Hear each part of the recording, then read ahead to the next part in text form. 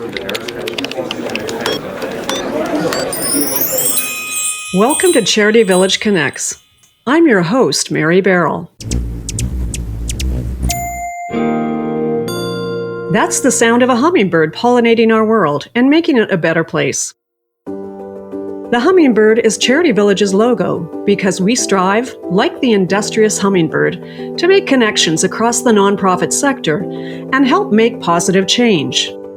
Over this series of podcasts, we'll explore topics that are vital to the nonprofit sector in Canada. Topics like diversity, equity, and inclusion, mental health in the workplace, the gap in female representation in leadership, and many other subjects crucial to the sector. We'll offer insight that will help you make sense of your life as a nonprofit professional, make connections to help navigate challenges, and support your organization to deliver on its mission. A nation's grief tonight, following a horrific bus crash involving the Humboldt Broncos, a junior hockey team from Saskatchewan. 15 people were killed and more than a dozen others injured when the bus was T-boned last night by a transport truck. I heard a scream from the front of the bus. I peeked my head down the aisle and he's looking to his right, and instantly just a big crash. It was black. And I don't remember much. I don't remember how long I was out for, but I remember kind of opening my eyes, looking at all the mayhem in front of me, and my first instinct was just to get up. And I go to move and I'm stuck under something. I go to move again, still stuck. So I look down at my legs to move whatever it is that's holding me down, and I look and there's nothing there. My legs are just in front of me. It was 2018 when a semi-trailer blew through a stop sign and into the Humboldt Broncos team's bus, killing 16 people and injuring 13.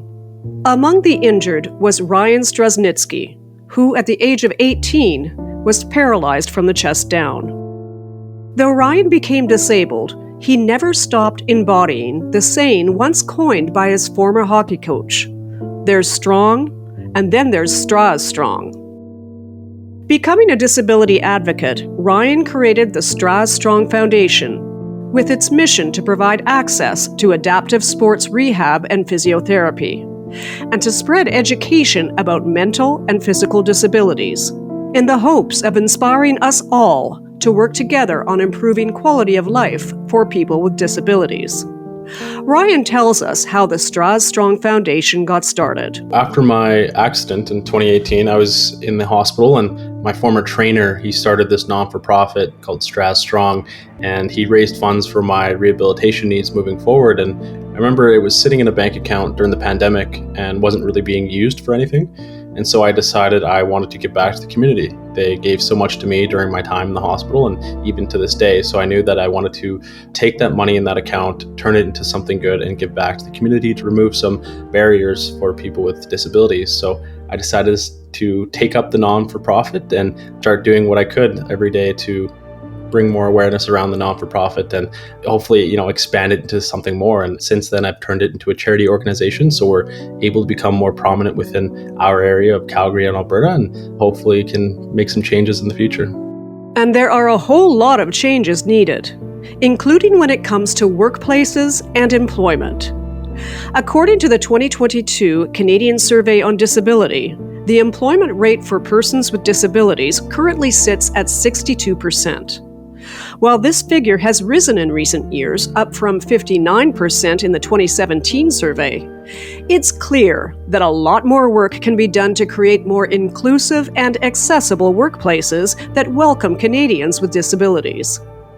In this episode of Charity Village Connects, we talk to accessibility experts from across the sector to find out about the challenges and barriers that contribute to this employment gap, along with what nonprofit organizations like yours can do to address these barriers within its workplace, programming, and the communities it serves. The gap for people with disabilities is really disheartening. It's really a drop in the bucket. $500 is all it takes for 90% of accommodations all across Ontario and Canada to employ a person with a disability.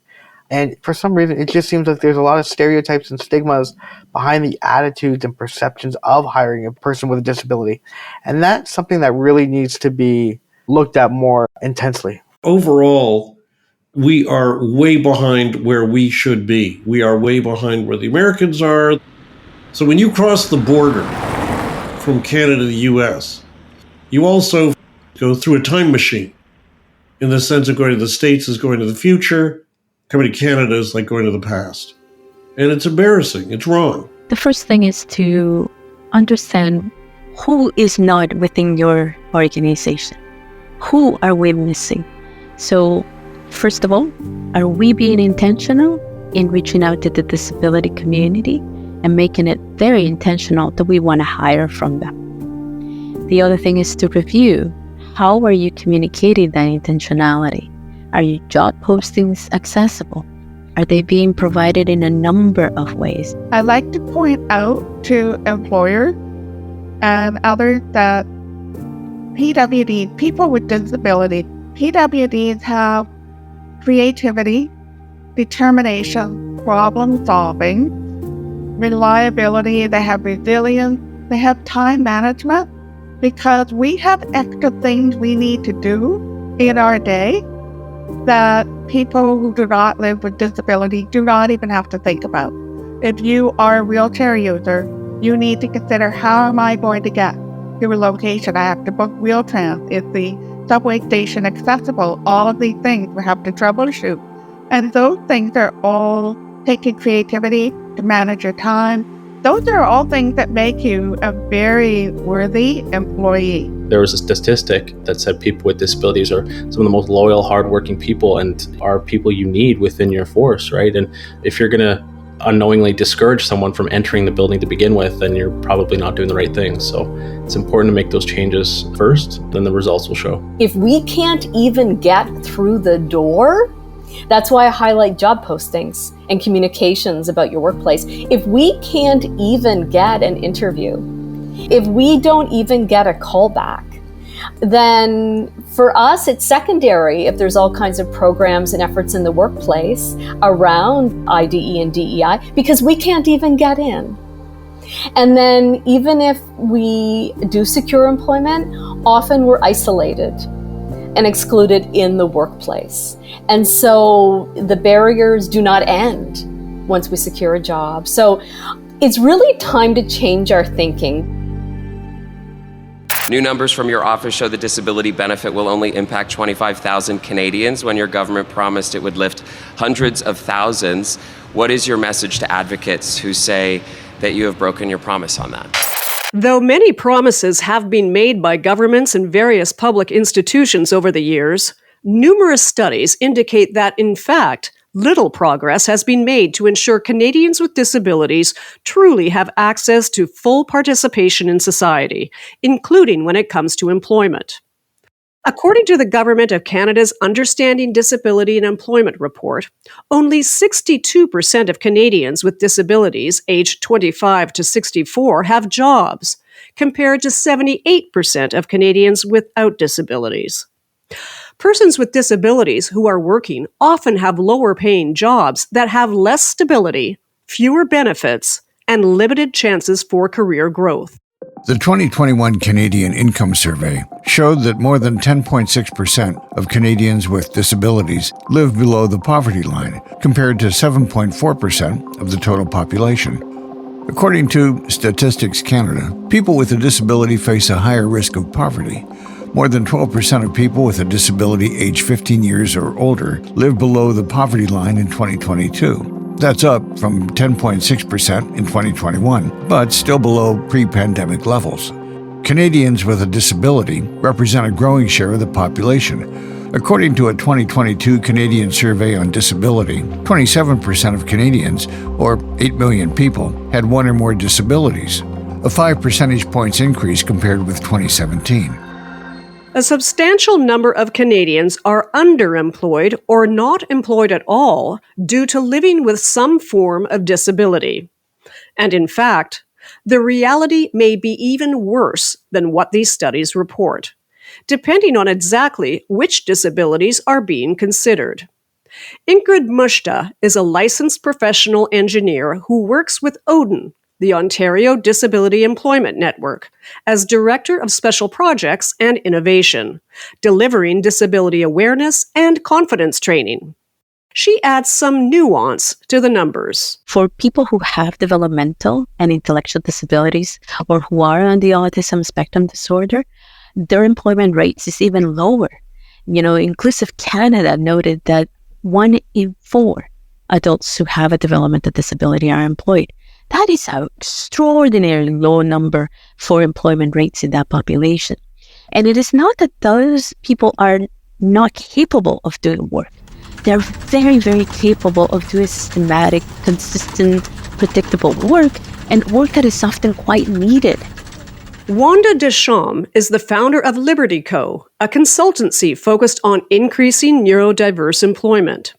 She shares the employment statistics for the neurodiverse. The majority of the neurodiverse population is either unemployed or underemployed.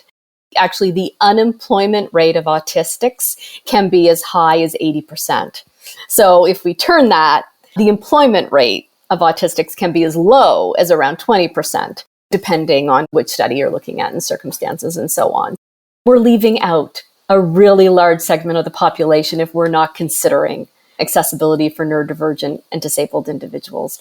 We've made progress in terms of DEI and IDE. So many organizations still don't add that A for accessibility when they're developing programs, strategies, and plans. Add that A. Wanda Deschamps' approach is centered on the IDEA framework, an acronym for inclusion, diversity, equity, and accessibility. Along with several of our guests for this episode, she holds the view that the A for accessibility is a crucial missing part of the ongoing conversation on how to move towards a more inclusive society. Lauren McDonald, a human rights lawyer and accessibility advocate, born with profound hearing loss, and currently teaching disability law at the TMU School of Law, expresses it this way. A lot of talk since COVID started is about diversity, equity, inclusion, but what is always missing, in my experience, is the A for accessibility. So a lot of focus on other marginalized groups, but people with disabilities are often not included in that conversation. So that conveys the message that employees with disabilities are not a priority. Anthony Frasina works at Mohawk College and McMaster University. Born with spina bifida and navigating the world in a wheelchair, Anthony is a sought-after public speaker, author, and consultant who specializes in bridging the gap to accessibility and inclusion, and who's been producing and hosting Above and Beyond TV for 5 seasons. He has this to say about why accessibility needs to be its own pillar in the equity, diversity, and inclusion discussion. I've always transitioned from seeing the equity, diversity, and inclusion placemat in different types of workplaces to where is accessibility in that? It's typically hidden under the equity pillar. Let's give it its own pillar, transpose the letters to inclusion, diversity, equity, and accessibility, giving that individual that idea behind looking at accessibility and inclusion from whether it be hiring people with disabilities, making your workspace, if it's bricks and mortar, more accessible and inclusive for shoppers of all abilities to be able to access things equitably, making your online presence more accessible, making your visibility more accessible, and just giving that showmanship that you'll actually care about the community at large in a space where you're including everybody of all abilities. How can organizations prioritize A for accessibility and create spaces that include everybody of all abilities? In order to reach this ideal, our experts say we need, first of all, to recognize the ableist attitudes that pervade most environments. Lauren McDonald breaks it down. So what is ableism? Ableism is discrimination and prejudice or social prejudice against people with disabilities based on the belief that typical non-disabled people, their abilities are superior. And this manifests in a number of ways. It manifests in attitudes that shows up in policy and practices that serve to devalue or limit the potential rights and experiences of employees with disabilities and people with disabilities in a broad sense. And it often assumes that people with disabilities are less capable, less productive, less worthy of the same opportunity as non-disabled people. And this, of course, creates unnecessary barriers to the full participation in society. Accessibility experts say that in many cases, an organization's practices and policies not only perpetuate ableist assumptions, they can also sometimes act in a punitive fashion. Lord MacDonald explains. There can be a skepticism, or you could be asked repeatedly to justify any accommodation you need because it's not visible. You can't see it. So if you can't see it, can you believe it? And can you respect the individual who's making the request? Ableism also has a punitive nature to it, in that if employers don't understand disability-related needs, they may penalize employees for taking time off for medical appointments or disability-related absences. And the employer may create an environment whereby the employee feels pressure to disclose their disability, even when they don't want to, in order to get the necessary accommodations or understanding. And if that safe space isn't there, that is very problematic, and employees typically don't end up staying, where they're constantly feeling under attack in subtle and not so subtle ways. Anthony Frisina emphasizes that it's important to remember that disability can take many different forms, some more obvious than others. Disability comes in different forms. For example, mine's a physical disability. There's hearing disabilities, there's sight disabilities. Being aware of light sensitivities, being aware of sound sensitivities, being aware of things that might cause sensory overloads, like distractions or too many people in an area, or things of that nature, to ease the abilities of those individuals to shine. There's invisible versus visible disabilities, and it's the opportunity for disclosure. My disability being visible, once they see me in an interview, for example, I think there's a lot of concern versus the reality of what disability looks like. A recent high-profile example of the failure to prioritize accessibility came to light in March 2023, with the completion of the new downtown Toronto courthouse, meant to consolidate provincial court services. David Lepofsky, chair of the Accessibility for Ontarians with Disabilities Act Alliance, made a YouTube video called $1 Billion Accessibility Bungle, in reference to the $956 million spent on the courthouse building, and in which he details all the ways in which the courthouse appears to violate accessibility rules. Let me show you a $1 billion accessibility bungle. The new downtown Toronto Armory Street Courthouse. Important accessibility features are missing or botched. This is despite our warnings about serious accessibility problems for years before the court was built. Who made all these poor design decisions, ignoring accessibility advice? David Lepofsky tells us about the making of this video. We made public a video that documents that a brand new mega courthouse right in the heart of downtown Toronto that cost the public almost $1 billion is in fact a $1 billion accessibility bungle. And this video documents all the things they screwed up. And if people immediately might think, well, I guess it would have cost more to do it right. No, we identified barriers which, if they had taken accessibility into account at the design stage the way they should have, most of the barriers wouldn't have cost anything to fix or prevent. Among the problems detailed both by David Lepofsky in his video and a 76-page report by Gensler, Architecture and Design, were incorrectly installed tactile surface indicators, or wayfinding systems for the blind.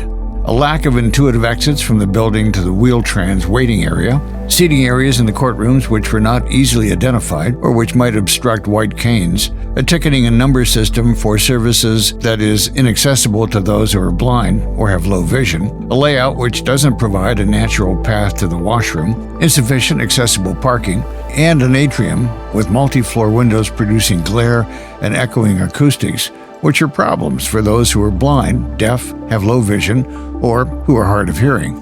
For a building that's intended to be a site for public legal proceedings and the carrying out of justice, this obvious failure to ensure accessibility for all citizens speaks volumes about the general lack of societal concern for creating accessible and inclusive spaces that welcome all Canadians. And it creates new systemic barriers for all citizens to even participate in the justice system.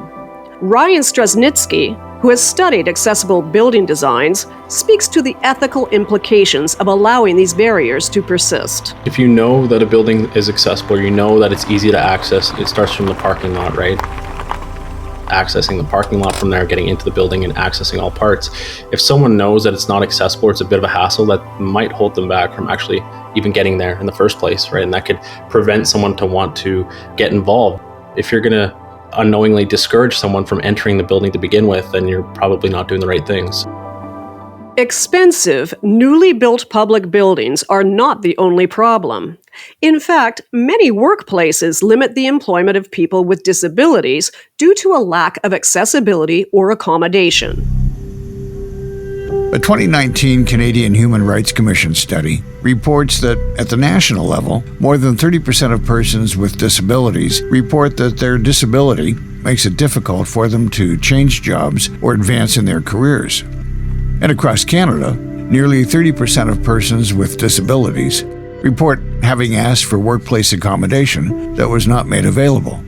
At least 40% of persons with disabilities report feeling that their employer considers them disadvantaged because of their disability. Nonprofit leaders and HR managers can learn a lot from what David Lepofsky has to say about identifying existing barriers in the workplace and how to remove them.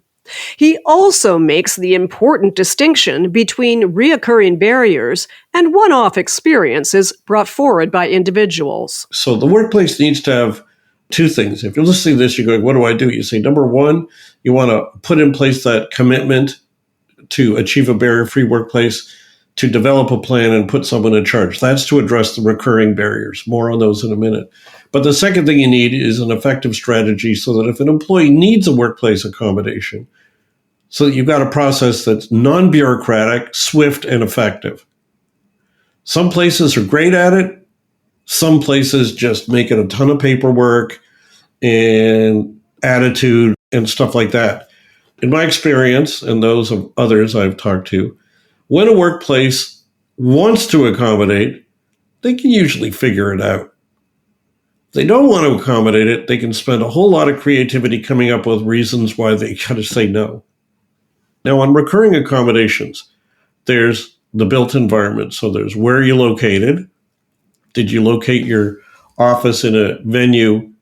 And is the building itself disability accessible? Now, you can't just rely on building codes. A building can be fully building code compliant and yet seriously flawed when it comes to disability accessibility. If you're doing a newer office space, you should engage a disability accessibility consultant, a qualified one, to give you advice on what to do to maximize accessibility in your office, because we can't expect you to know all this stuff. Lauren McDonald details some of the other workplace barriers employers should become more aware of. First, you have your physical barrier, such as an inaccessible entrance to the workplace. Are your workstations accessible for people who may be wheelchair users and are not physically able to use the workstation that is in place? Or maybe they have ergonomic accommodations that they need, a special chair or what have you. And there can be inadequate accommodations in common areas, such as how's the accessible parking? Is the meeting space accessible? What about the washroom? is there an accessible washroom for someone who may need it? And then, of course, there are the technological barriers where there may be a desire to use software and digital tools and technologies to be productive in the workplace, but those tools may lack compatibility with screen readers for those who have low vision. Your website may be inaccessible, or the internal platforms you use in the workplace may not be accessible. The virtual meeting tool, such as the platform that we are using, that does not allow for the incorporation of captioning. When it comes to maximizing accessibility, there is, in fact, a lot to know and to consider. Employers need to think beyond the ramp, moving past the narrow focus on physical access alone, like ramps and elevators, and recognize the broader, more nuanced needs of people with less apparent disabilities. Ingrid Muschta explains. Time and time again, when most people think of a disability, the image of a ramp is often what comes to mind. That accessibility through a ramp. But the reality is that a large number of disabilities are invisible. And what's keeping a lot of those people out of the workforce are myths and misconceptions of what the talent that we can find in the disability community is like. Thinking beyond the ramp includes the important realization that the first step to removing barriers that stop employees with disabilities from participating fully in a workplace is working on changing attitudes. Wanda Desham has this to say. If you look at biases, accessibility barriers, the number one barrier is attitudinal. So if you go right back to what does neurodiversity mean and what can this mean specifically for neurodivergent individuals, we come across differently. And there's a bias, and frankly, there's a stigma that different is bad. Because we interact differently, because we process information differently, because we come across differently, there's a stigma that this is a bad thing. So that's a huge barrier right there, these biases against us. I think it's important for workplaces to realize that neurodiversity actually can lead to innovation because we do think differently, process information differently, feel things differently. We can approach problem solving coming from different ways. Not only do employers have unexamined biases against people with visible or invisible disabilities, these biases are also often intertwined with other prejudices. Wanda Desham explains. So women and gender diverse individuals experience that double bind. The barriers that I talked about before. Number one, primary, attitudinal. It takes form in stigma and discrimination. So disabled and neurodivergent individuals definitely experience those. And then add to that the double bind of sexism and other forms of discrimination related to gender. I was given the feedback, I was overly direct and I communicated differently. And that was from both the perspective of ableism and sexism. Because, I noticed in these environments, men weren't getting that feedback. In fact, it was the opposite. I noticed men around me who were direct, they were praised for their honesty, their straightforwardness. And not only were they not discriminated against, they were often promoted and compensated for those differences. Ingrid Muschta of the Ontario Disability Employment Network, or ODEN, tells us that resources exist to help organizations better understand intersectionality. ODEN has been doing a lot of reflection, a lot of finding resources that helps us build our capacity to understand the intersectionality of disability as well. That people bring with themselves not just the disability piece, but other intersectionalities. How do we help businesses navigate the concept of intersectionality and disability? Race, religion, gender, all of these pieces that make up a person cannot be separated. I think that helping organizations to access that professional development that helps them understand the intersectionalities of disability and other identities, that begins to create a culture that welcomes everybody, and the culture where conversations about what you need to succeed can also be fostered. Odin offers several training packages for employers to learn how to take a business-centered approach to build capacity and improve employment outcomes for people who have disabilities. And while it's important to get training to help create inclusive workplaces, accessibility experts insist it's also true that legislation advocating for and protecting people with disabilities is also needed. 19 years ago, Bill 118, or the Accessibility for Ontarians with Disabilities Act, or AODA, was passed. And at the time, Citizenship Minister Marie Bountrogiani for the Ontario government declared the following. Today is a very important day for the people with disabilities who have worked relentlessly for a decade to make this legislation a reality. This bill is their bill.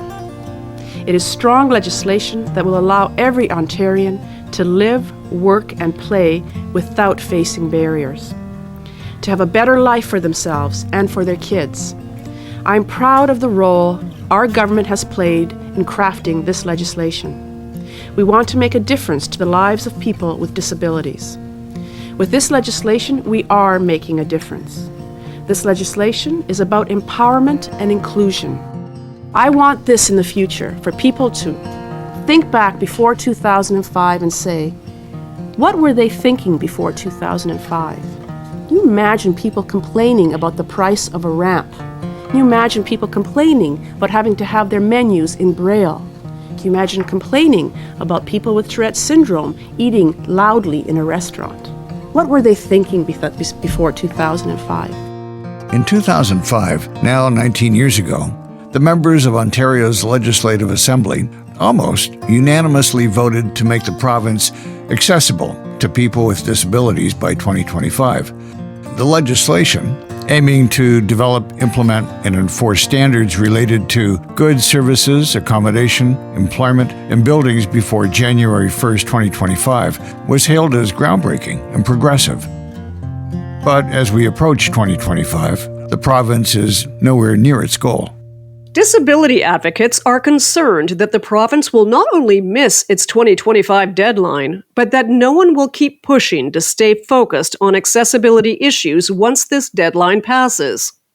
There have been 4 reviews since the AODA was enacted, and the most recent report has found that the legislation's outcomes are poor, that enforcement of the legislation doesn't exist, and that there's a lack of accountability for implementing the AODA in both the public and private sector. These failures directly impact the 2.9 million people with disabilities in Ontario. In light of this continued failure, David Lepofsky reflects on what he has learned about creating change. My biggest problem is not my blindness. A lot of people would look at me and think, oh, he's blind, that must be a huge problem, which it isn't. My biggest problem is my blindness. It's the attitudes of sighted people towards my blindness. You know, the diminished expectations, the stereotypes, the pity, and so on. And the same goes for other disabilities. And a lot of people went to town giving inspiring speeches to raise awareness. And what we found was, it doesn't work. What we found is it's better to change action, and the awareness will follow. In other words, if you set mandatory requirements in law, or if you're a CEO and say, I expect you got a new proposal for us, I want as part of your proposal for you to identify that you've taken into account how people with disabilities, employees, customers, clients will be able to fully participate in it, and you've accommodated that. We're going to have an off-site event. We're going to have an office retreat. Did you pick a venue that's accessible? Oh, you didn't even ask. Well, maybe you should go back and ask before we spend our money there. And let hotels know we don't want to use your premises if it's not accessible. That helps put the pressure on the marketplace to meet these needs. But one of the things that comes from this way of thinking is this. I, as a person with a disability, as a disability rights advocate, I actually do not care why someone removes or prevents a barrier. I don't care why they do, as long as they do. In other words, if they remove that barrier because they heard an inspiring speech and their awareness was raised and they went and changed their practices, great. If they were told they got to change that practice or they're going to get sued, and they didn't want to get sued, and that led them to remove the barrier. Look, if that's what made them change their practice, they changed the practice. If they did it just because they want to impress their boss, that's fine by me. If they do it because they just think it's the right thing to do, because intuitively, that's the way you should be, I think that's great also. As long as that barrier is gone, what we find is once the people remove and prevent barriers, that educates them. That raises the awareness. Human rights lawyer Lauren MacDonald also sees the importance of legislation and precedent-setting legal cases. She shares that in 2017, she litigated a legal case framed around human rights that garnered global attention. It related to an incident that happened in 2016 where a young woman who uses forearm crutches due to spina bifida was in a downtown Toronto restaurant, and she asked where the washroom was. And the restaurant employee actually physically barred my client from going down the stairs because she was afraid that my client would fall down the stairs, injure herself, and sue the restaurant. And so in 2017, we filed an application with the Human Rights Tribunal of Ontario, and it grabbed a lot of interest, but the way it worked was by saying that having access to a public washroom goes to the root of dignity, human dignity. Because consider, if you are not able to have access to a washroom when you need it, what are your choices? None of them are dignified. So it grabbed a lot of attention because I needed to make people care. If it was somebody who doesn't live with a disability, they wouldn't care. They just think, oh, well, that doesn't have anything to do with me. But if you frame it as a larger issue of human rights, then suddenly it matters. And I'm pleased to say that the Toronto Star placed the story on the front page of their newspaper, and it went viral around the world. It was discussed in law firms, in law schools, among the human rights bar. It was very important. It's clear that change is necessary. For some organizations, even in the nonprofit sector, it all comes down to the bottom line. Employers may hesitate to invest in accessibility and accommodations because of a false assumption that doing so will incur a heavy cost. Ingrid Muschta explains that, in fact, the opposite is true. I think it's the misconception that accommodations are costly.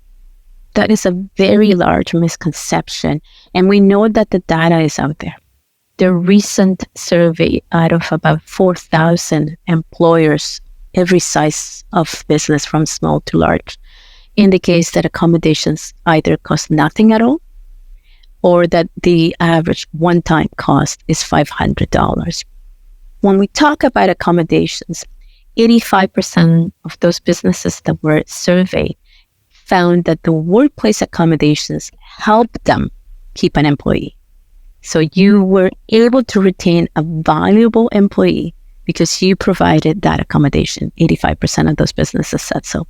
The other piece is around 68% of surveyed businesses said that the accommodations were very effective in helping that employee do their job. So that goes back to that whole concept of performance and productivity. You were able to maintain or increase your performance and your productivity because you were provided with an accommodation. And the last piece that I want to give you is that 46% of businesses surveyed found that providing a workplace accommodation eliminated the cost of training a new employee. And so that goes back to employee retention. And, and if I can just say that the cost of turnover is high. I don't know in the not-for-profit sector necessarily because I don't have those numbers, but in the for-profit, replacing a frontline worker will cost you around $4,000. And so that is uniform costs, the cost of the manager who's going to be training that person, the cost of all the associated other people that are helping onboard the person. That is time that is not really associated with an HR process. It's what it is. You're welcoming a new team member.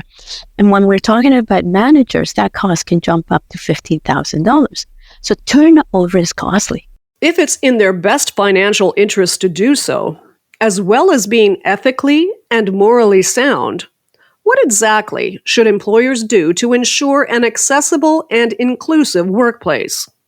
Wanda Deschamps tells us that accessibility starts with the recruitment and hiring process. That's why I highlight job postings and communications about your workplace. If we can't even get an interview, if we don't even get a callback, then for us, it's secondary if there's all kinds of programs and efforts in the workplace around IDE and DEI, because we can't even get in. If we move through the cycle, reimagining interview techniques, doing things like sending interview questions in advance, rethinking the need for resumes. Often neurodivergent individuals and disabled individuals can have non-linear career paths because of attitudinal barriers, because of stigma and biases that we face. So there may be non-linear paths, gaps in employment. So rethink your resume process.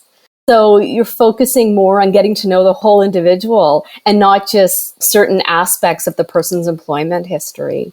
Ensure that your interview team is diverse in makeup. If possible, train team members on inclusive interviewing, considering neurodiversity. Show people the job. I always say this. Looking back at my interviews, they didn't show me what the job was like on the day-to-day. They focused more on the relationship between me and who was going to be my supervisor. So consider inclusive practices in terms of onboarding, retention, fostering an environment where everyone is heard and fairly understood. Focus on communication in a way that suspends judgment, that celebrates differences, doesn't expect everyone to be the same. As Wanda Deschamps says, it's important for organizations to work at creating an environment that doesn't expect every employee to be the same. And Anthony Frisina reminds us that just getting into a new place of employment is fraught with challenges for a person with disabilities, because they know from experience that simply disclosing their disability may make or break their chances of getting the job. I think disclosure is a very, very important part of the job recruitment process, the hiring process. I identify as a person with a visible disability, but there's also hidden or invisible disabilities that people may not choose to disclose prior to receiving an interview, whereas I would disclose it myself prior to an interview to ensure the accommodations are met with respect and dignity. Receiving a job afterwards and then disclosing there's an invisible disability, that tends to be a turnoff for an employer hiring an individual. Ingrid Muschta agrees, but emphasizes that a workplace should be a safe place for employees to ask for their basic needs to be met without the fear of stigmatization. The other piece is that sometimes people who have invisible disabilities tend not to disclose for fear of stigma. And so building the capacity internally to create a culture that can create safe spaces for people to intentionally start asking for the things that they need to succeed. When Odin trains businesses on disability awareness and confidence, the very first thing that we talk about is ask people not what is the accommodation that they require, but ask what do they need to succeed in their role. Because more often that is the accommodation. If we're not talking about ramps, we're talking about flexibility and how the work gets done. Maybe flexibility on schedules. If you're a person who has an episodic disability and maybe mornings are difficult for you because of a medical condition, just maybe shifting your start date from a 9 o'clock to a 10 o'clock could make a difference. And we know that through the pandemic, we all had to be very flexible on how the work got done. So a lot of the times the disability community is asking, maintain those flexibilities within the way that the business operates. I think at the end we need to be very mindful that it's about providing choices that meet the needs of the person and not necessarily just go for one blanket of how things get done. And so again and again, the opportunity for alternatives of communication, how a job posting gets put out to the disability community, not just in the digital format. Maybe we send it off to a particular employment agency and then they can distribute it to their community. An employer here in Ontario ended up doing videos in ASL, so American Sign Language, which is not a direct translation to English. They took their posting because they were intentional in accessing the deaf community and translated it into an ASL video. So if you were somebody who was deaf and did not necessarily read English, you can go into this video on YouTube and access the information through American Sign Language to know that they were hiring in this particular location. So again, it's how do we provide information in different ways so that the person can then decide what is the best way for them.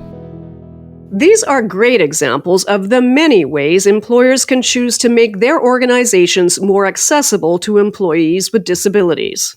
But organizations don't just have the choice to accommodate, they have a duty to do so. The duty to accommodate is a legal and ethical obligation that ensures people with disabilities can fully participate in various aspects of society, including workplaces, schools, and public services. In Canada, the duty to accommodate is rooted in the Canadian Human Rights Act, as well as in provincial and territorial human rights codes.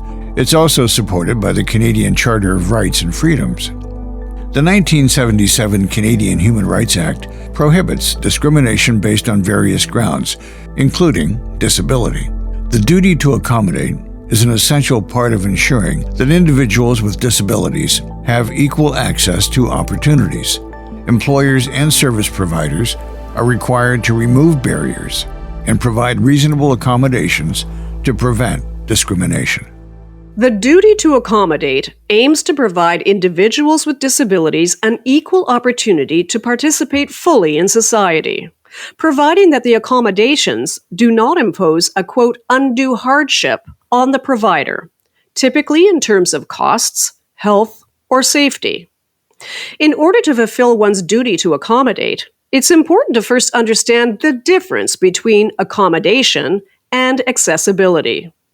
Anthony Fristina breaks it down for us. So an accommodation is meant for an individual, whereas accessibility is meant universally and for all. And I find that there's a lot of underlining misunderstandings because people tend to strive to be compliant of what the AODA stands for. And the AODA building codes set the precedence for a minimum standard, set the precedence for, not necessarily meeting the needs of people with disabilities because you're striving to meet a code, you're striving to meet compliance rather than meeting the actual needs of people with disabilities.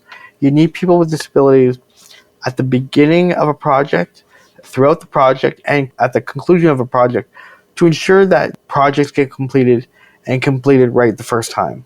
In the context of disability, discrimination often happens when employers fail to uphold their duty to accommodate and don't provide an inclusive environment. Human rights lawyer Lauren MacDonald explains what the failure by an employer to accommodate can look like when an employer intentionally or unintentionally treats an employee or a job candidate unfairly based on the characteristics protected by human rights law, including disability.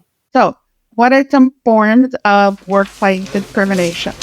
We have direct discrimination, and that is when an individual is explicitly treated less favorably due to their disability. For example, an employer may refuse to hire a person with a disability solely because they use a wheelchair. We don't want wheelchair users here. Or even better, we don't hire people confined to wheelchairs, which is so inappropriate at so many levels. Or the employer could just openly state that they won't accommodate an individual's need. And so those are examples of direct discrimination. They do happen. Hopefully with education, it's happening less and less. Then we also have indirect discrimination, commonly referred to as systemic discrimination. So these are policies or practices that appear neutral on the surface, like they're benign, but they disproportionately affect people with disabilities. So, for example, if a company requires employees to work from an inaccessible office building or mandate long working hours without considering the needs of employees with chronic illness, for example, and that can result in discrimination if that policy applies to all employees across the board. And we have the failure to accommodate, which I've already talked about, limiting the employee's ability to participate fully in the workplace. The creation of a work environment that has harassment or hostility as part of the environment. So an employee could be faced with offensive remarks or jokes or behavior relating to their disability. So that negatively impacts on an employee's well-being and performance. And like I said, if you have not created a safe space, there should be no surprise why PWD employees will leave. They will not hang around. First, it needs to be reasonable accommodation, not perfect, but reasonable. You need to accommodate to the point of undue hardship. So what does that mean? Undue hardship happens when the cost or the impact of the accommodation is too high or poses significant health or safety risk in the workplace. But the threshold for proving undue hardship is very high, and you need to consider the employer. Employer cannot claim undue hardship based on a minor inconvenience. Accommodations also need to be individualized, and they must be tailored to the specific need of the person, because no two employees with disabilities are the same. If you have met one person who is blind and have accommodated that person, well, congratulations, you met one person. There are going to be many other ways that someone else who is blind or has low vision needs to be accommodated. So you have to be open-minded, and you also have to be proactive in your accommodation. And it should go without saying that disability accommodations are private and confidential. The employer should only be requesting the information necessary to provide the appropriate accommodation. For example, employers don't have a right to know the diagnosis. All they need to know is this employee requires this accommodation to do the task of the job assigned. Anthony Frisina weighs in on how employers can provide access and accommodations to ensure their employees can do their jobs, and in doing so, break down barriers one step at a time. When we eradicate a single barrier, Mary, subsequent barriers are much more easier to topple down because we've had that experience from that initial barrier. And we have to work together. With the 27.7% of people with disabilities, we need that 62.3% in allyship to ensure that the communities that we live in are accessible and inclusive for everybody. Ryan Straschnitzki reminds us that having accessible and inclusive communities goes beyond thinking of people with disabilities. It's continuing the conversation, always looking for solutions, learning from people with various disabilities, right? There's so many different things out there that you could open your mind to and at least have a conversation about to create change, create solutions, or at least trade-offs in a sense, and, you know, have an understanding of the field, because I've met a lot of people that have never seen someone in a wheelchair before and they don't know how to react. It starts with that knowledge of, we're people too, and it's important to make those changes. It doesn't just affect people with disabilities, but at some point or another, you will face a form of it, whether it's age or an injury. It's important to have the implementations in place before anything like that happens. David Lepofsky echoes this idea that in our lifetime, we will all eventually face some form of disability. In any organization, the fact is, the employees in the workplace today who have no disabilities are simply people with disabilities in waiting. Because the greatest cause of disability is aging. As you get older, either you acquire disabilities through the aging process, or through illness, or through accidents, or whatever. And so if you've got a workplace that has preventable and removable disability barriers, but they're left in place, then once an employee without a disability becomes an employee with a disability, then they may not be able to stay around. They may not be able to maintain their employment if there are too many barriers. Now, that is a serious legal liability for the company or for the workplace if they don't effectively accommodate. But by providing a barrier-free workplace, you then provide a greater capacity not only to access a broader pool of potential employees, but you also enable yourself to retain your existing employees much, much longer. It all boils down to there's every reason to do it, and there's no reason not to do it. And organizations who want to become better educated about accessibility and accommodation need not look far. Ingrid Muschta mentions just a few resources. Across Canada, there are a number of organizations. Each province would have their own ODIN, so their own disability employment network that can help them support them with training and resources for how to understand and how to better serve both people who have a disability who are consumers, but also their own employees. The Rick Hansen Foundation is another organization across Canada that can provide a number of resources. The Canadian Association for Supported Employment is another organization that Odin often partners with to support businesses, and not-for-profits are employers, and so they could find resources in there as well that will really fit well, regardless of the sector that we're talking about. In particular, I'm now thinking about the Canadian Association for Supported Employment runs a program called Mentorability. It's a federally funded program that provides a career exploration opportunity for somebody who has a disability. Maybe this is an opportunity to look at mentorship through programs like Mentorability so that you can begin to cultivate a potential pipeline of employers for your organization who have a disability. So connecting with those organizations like CASE, that's the Canadian Association for Supported Employment, with your local disability employment network, and even connecting with organizations like Rick Hansen Foundation that would provide supports around accessibility. As organizations increasingly aim to recruit from diverse talent pools, there's a growing recognition of the value that individuals with disabilities bring to the workforce. As awareness continues to grow, the landscape of work in Canada is transforming, possibly paving the way for a more equitable future. Looking ahead, we asked all of our guests to weigh in on how they see the workplace changing and on what challenges remain. First, we hear from David Lepofsky. The workplace of today, right now, is dramatically different than it was 5 or 10 years ago.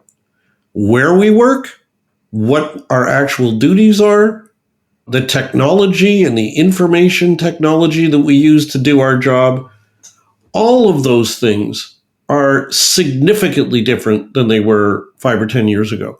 And it is a fair prediction that the workplace of 5 years from now, or 10 years from now, will be dramatically different than it is right now. So if employers were to decide right now, I want my workplace of 5 years from now to be a barrier-free, accessible place for people with disabilities to work, where the job specifications, the technology, the duties, the venues, the accommodations, all that stuff, the furniture, that will be a barrier-free place. If an employer decides that now, They'll get there because it's an evolving place. They're going to be constantly changing.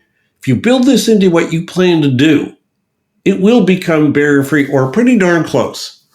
But that depends on two things: a commitment and a plan. And actually, a third thing, someone in charge.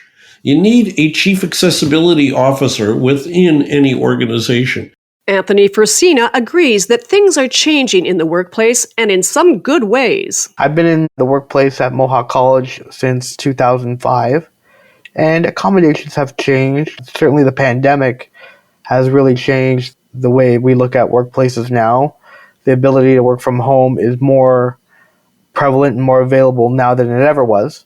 So that's definitely been a positive and a good thing for me personally. And I think it's a good thing for many people with disabilities to have the opportunity to be able to work, get paid in a space where they're most comfortable. Lauren McDonald sees enforceable legislation as a key to future change. Certainly, we need to strengthen and enforce accessibility legislation. That is not happening, the enforcement piece of it. We have the Accessible Canada Act that aims to create a barrier-free country by 2040. What people don't realize is that only applies to organizations within the federal government jurisdiction. It's not a panacea for everything that happens in the country. And we also need to have provincial alignment with those federal goals, because we have the AODA, which is Ontario, and numerous provinces have variations of the same, but they're not the same as the AODA at all. And we need to align those provincial and territorial legislation with the federal goals. We need to, no question, continue to eliminate barriers to employment through inclusive hiring practices, retention and career advancement, enhancing digital accessibility. Ryan Straschnitzki advocates for better training and education. I think making the education mandatory and from then on building up, right? You have to start somewhere, and I think building a knowledge base where everyone has at least a base understanding of what's needed to make things more universally accessible. I think it starts there. And again, once the conversation gets going, it leads to architecture, you lead to programs, you lead to outlets and various ideas. But I think you have to start somewhere. And I think it starts with the foundational base of the knowledge and learning and the want to learn about the world with disabilities. Wanda Deschamps looks to a need for increased representation at the leadership level. I was in the charitable sector. I didn't have eye diagnosis. However, I did notice that there was an absence of disabled leaders. There was an absence of openly disabled employees, openly disabled leaders. While I was still in the charitable sector and I was becoming attuned to my own diagnosis, I did notice that I didn't hear very many other people openly saying that they were neurodivergent. We need more neurodivergent individuals at all levels within the charitable sector, including the leadership levels. And I do believe that over time this will change. Ingrid Muschta suggests that organizations who make a point of hiring people with disabilities will only benefit by gaining invaluable knowledge and perspective. What we're saying is that by hiring people who have a disability, you are now engaging that talent, you're gaining that perspective and that knowledge. And by having people within your organization, you can now design products and services with disability in mind, and that will propel you beyond AODA compliance. And you will be serving your consumers in your community who have a disability better, because you will be designing services and products with disability in mind. I'd like to thank all of our guests for joining us and sharing their wisdom, lived experiences, valuable insights, and advice to help nonprofit organizations create workplaces that are inclusive and accessible to all Canadians, including those with disabilities. Be sure to visit our website and our show notes for more information on the resources, reports, and programs mentioned in this episode. If you'd like to hear more of what our guests have to say, check out our full video interviews on our website. Charity Village is proud to be the Canadian source for nonprofit news, employment services, crowdfunding, e-learning, HR resources and tools, and so much more. Please take a moment to check out our website at charityvillage.com. In the next episode of Charity Village Connects, a charity law report found that in 2023, 67% of all revenue going to Canadian charities comes from government. So a potential change in government with new policies and mandates can cause significant uncertainty among many nonprofits about their future revenue streams. In some cases, depending on their mission and whether it aligns with a new government's policies, it may seem like an existential threat to some nonprofits. Federally, the Liberal minority government has already faced non-confidence votes in Parliament, and more are expected. So a snap election could happen at any time in the months prior to the required election in the fall of 2025. Provincially, the Ontario government is expected to call an election in the next 6 months, while BC has recently gone through a nail-biter of an election that signals a major shift in political support in the province. In the face of such unpredictability, what can Canadian nonprofits do to better prepare their organizations for a potential new government? Are there any steps that they can take now to insulate their operations and revenue streams from the turbulence of government uncertainty? We'll talk to experts about how to navigate the stormy waters of uncertainty that comes with a potential change in government. Coming up next on Charity Village Connects. I'm Mary Barrell. Thanks for listening.